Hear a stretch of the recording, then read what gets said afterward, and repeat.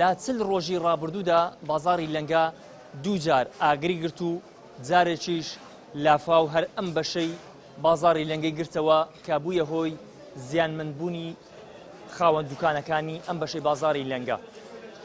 دوکاندارانی بازاری لەنگە گومانی جددیان لەسەر زۆر دووبارە بوونەوەی سوتانی بازارەکەیان هەیە و داوا دەکەن کە بکەرانی سوتانی بازاری لەنگا دەستگیر بکرێن. تا ئێستا دوکاندارانی بازاری لەنگەی هەولێر قەرەبووی زیانەکانی ئاگرەکەی چل ڕۆژ لەمەوبەر و لافاوەکەی مانجی ڕابردوو نەکراونەتەوە. ئەم جارەش ئاگرێکی تر کەوتەوە و نزیکەی 60 دوکان بە تەواوەتی سووتان. دوکاندارانیش گومان لەم هەموو سوتانە یەک لە دوایەکانە دەکەن. بێزار بووینەوە یەک جار نییە، ئێرە لافاوی کرد، ئەوە جاری دووەمە ئەو جارەش ئاگری کرد، ئەو بە شێو لاشەر ئاگری کرد، ئێ بێزار بووینە، ئەو بازارە جارێک نییە، دوو جار نییە. کاک ئەگەر مەقسەد دەوێت کە دەرماکەی تا دەرماکە لێرە پێویست ناکرد جارە سوتانێک بیتن لە سێ جێ ئاگری کردیە. ئاخ بۆ لە سێ جێ ئاگری بگریتن هەر دەرێن کە شۆرتی کارەبا شۆرتی کارەبای چ بتوان نەبوو. هەر جارە مۆزوعەک دێتەوە لەنگەی. ئەو جارە هەتا دوکان کاملی ئاوی کرد بۆ ئەو جارە ئاگرە. هەر جارە شتێکمان توش دەبیتن. ئەمەش بەس دەستخۆشیمانەوێ لێ یەکەین بەس بێ ئاشکرایکە. معقول نییە سعات تا سعات 1:30 ئەمە لە بازاری بووینە. تا سعات 2 تێیدا بۆ لە بازاری بووە. هەتا پاشیوە هیچ لە گۆڕێنیە. پاشیوێ نان خورایە خەڵکی سراحەتەکە ئەنوی ئەو جا ئەسوستێ. لۆ سعات 2 نەسووتە. ئەگەر شۆرتی کارەبا و ئەگەر هەر ئەوەی دیکانیش ئەکەویتە سەر حرەسی کاکە. حرەز دێ دوکانی 25,000 دیناری وەرەگری 30,000 دیناری وەرەگری. ئەدی ئەو پارەی لۆ وەرەگری کاکە. یعنی خاوێ لە دوکانداری وەرەگری یان دەستی قەویە دەستی زەعیفە ئەشێنیتەوە. ئەمە گومانمانەوێ ئەمە ئێواران دەچینەوە هیچ دەگۆڕێنیە.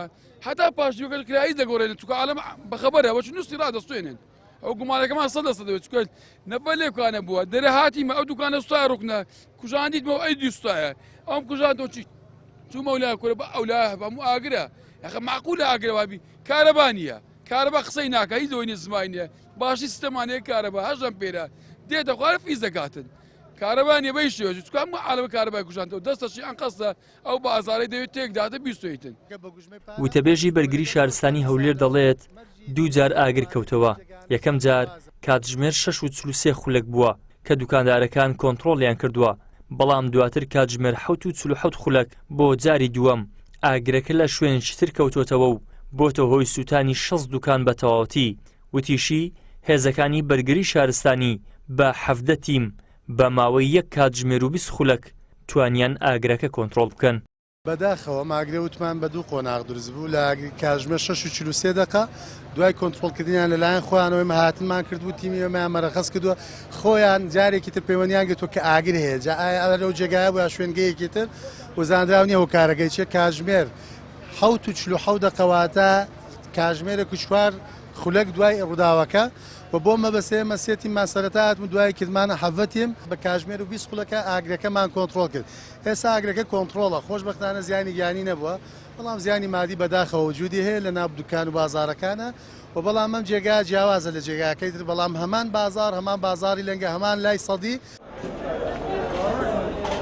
تاکو ئێستا بازاری لەنگەی هەولێر 3 جار سوتاوە لە 27 تشرینی یەکەمی ساڵی 2010 و لە 27 شوبات و 8 نیسانی ئەم ساڵیش 2 جار لە 8 ئاداریش لافاو لە هەمان ئەو بەشەی بازاری لەنگەیدا و بەشێکی زۆر لە دوکانەکان زیانمەند بوون.